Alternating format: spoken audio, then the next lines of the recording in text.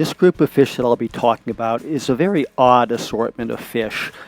They're actually what you might consider the Addams family of the fish world. Although they're not just one family, there are 9 families in this group. It's actually an order. They're called the Tetraodonts because the word tetra means 4 and donts means teeth. And they have, most of them have a fused mouth which forms a beak consisting of 4 teeth. They're characterized by having a reduction in a lot of things, including their fins, their bones, and this makes them actually one of the more advanced fishes, a group of fish. Although they're quite ancient, they evolved between 50 and 80 million years ago. They're very diverse. Their body plan is very diverse, but they're also characterized by having very slow movement, locomotion. What they use primarily for defense is their body armor. Now, the first family are the boxfishes. There's going to be 4 in this video. Then we'll be talking about the pufferfish, which can inflate themselves. The filefish, which have an erect dorsal spine. And the triggerfish. So this first family are called the boxfish, and they include the well-known to some people cowfish. They don't have the ability to swim very rapidly. They can't really undulate or move their body laterally. What they do instead is to use their dorsal and anal fins to provide a sort of a sculling movement, and also they use these fins in the front, which are called the pectoral fins, to hover, and they can move pretty precisely. You can see also the armature, the spines on the head and also on the back. You can see the mouth is shaped into a beak, and they use this beak to feed on invertebrates, hard-shelled invertebrates. They're also capable of blowing on the sand, so you'll see that in a little bit. They like to look down at the sand and to blow the sand away, look for things there.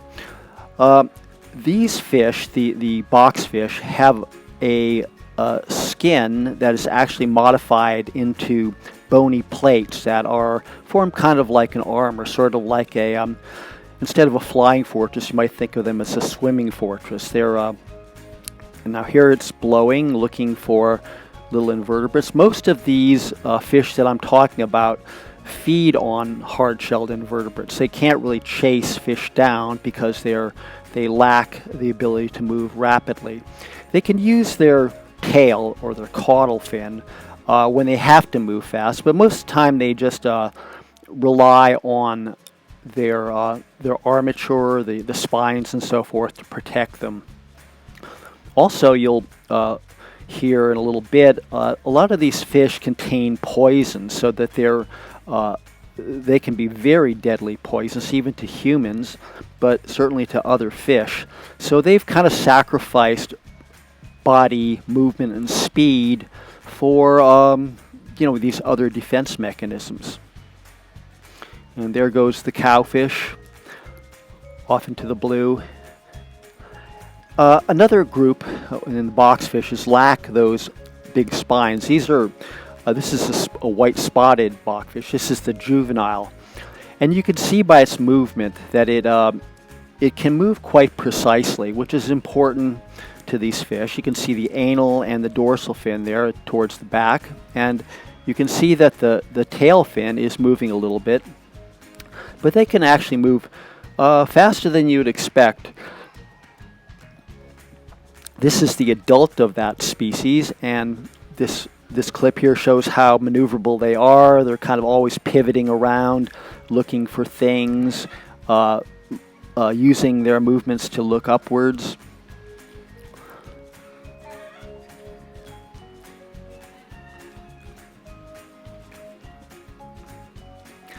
So you might say that these fish are built for comfort and not for speed. Now the puffers are the group that contain this poison, which is called tetrodotoxin. And this is a pufferfish here. It's very poisonous to humans. It's concentrated mainly in the liver and the skin. Okay, here is a typical pufferfish. And by the way, all of these fish were filmed while I was free diving, so fairly shallow water, although there are members of the Tetradontiformes that are deep water, but for the most part they're in relatively shallow water. Here you see the sculling of those pectoral fins and a little bit of movement in the tail.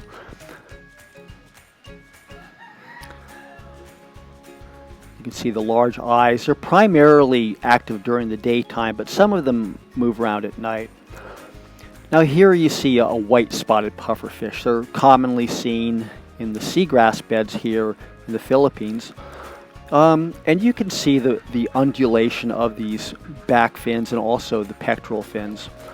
Now, as I said, this group of fish are noted for a reduction in their bones, which in terms of evolution makes them more advanced.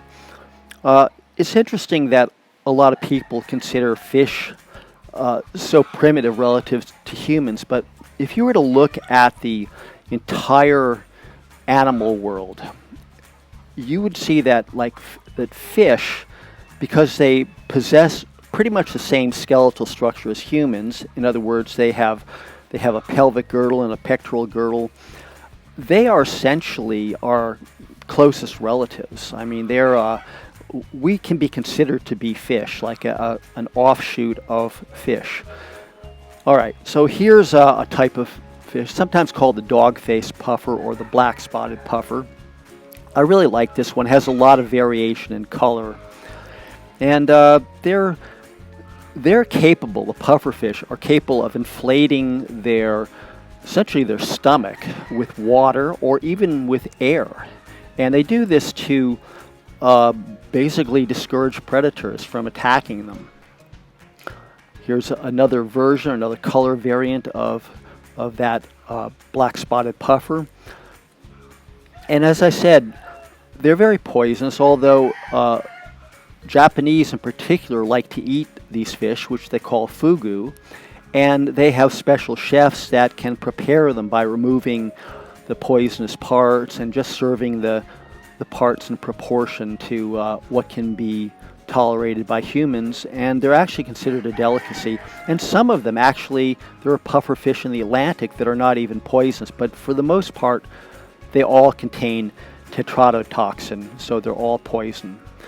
And they actually have been used in some types of medicine to induce sort of like a coma-like state because it's a neurotoxin.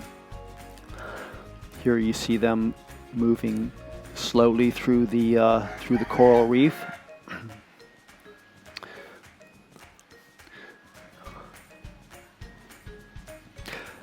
There's another group of these tetradonts that I'm not including here called the porcupine fish, which can also inflate their bodies, but they also have very large spines on them, so they are very formidable when they inflate with water and these spines are poking outwards. They would really discourage most predators from attacking them. But again, these fish have sacrificed speed for defense, mainly in their skeletons and their ability to be poisonous.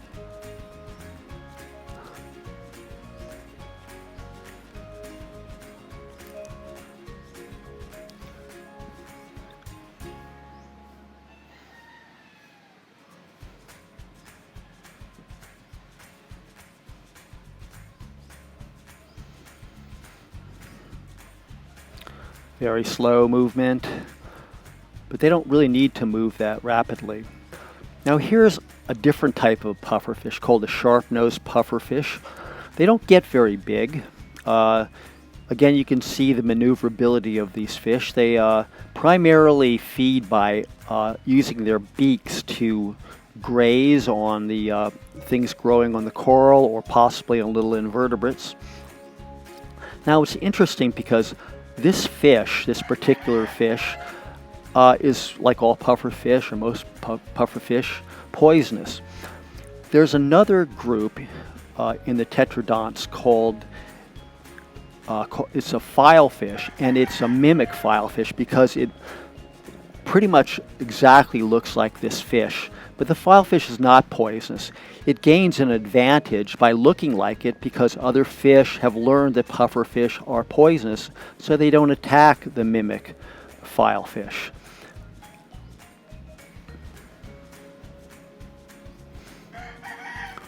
And you can see their beak there. Actually, their head has had a lot of reduction in bones and a lot of fusing of bones, which is again why they're called Tetraodonts, because their teeth and their jaw bones have been fused into essentially a beak. And in the case of these pufferfish, that beak looks like 4 enlarged teeth.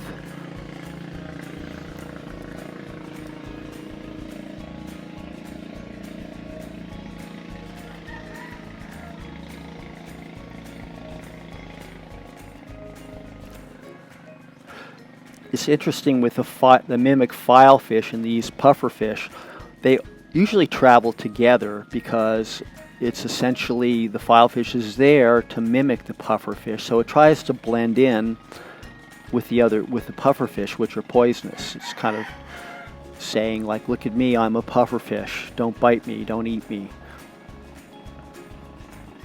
You can see their eyes are very movable. They can rotate independently, and they're always looking around. Now, this next group of fish are the filefish. I don't have any videos of these, but here's a filefish. They are characterized by having a dorsal spine that can become erect. This is a long-nosed filefish. They are modified to live within coral branches. So again, highly variable.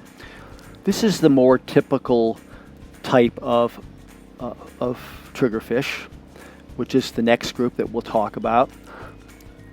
Here's a triggerfish. This is a pink-tailed triggerfish.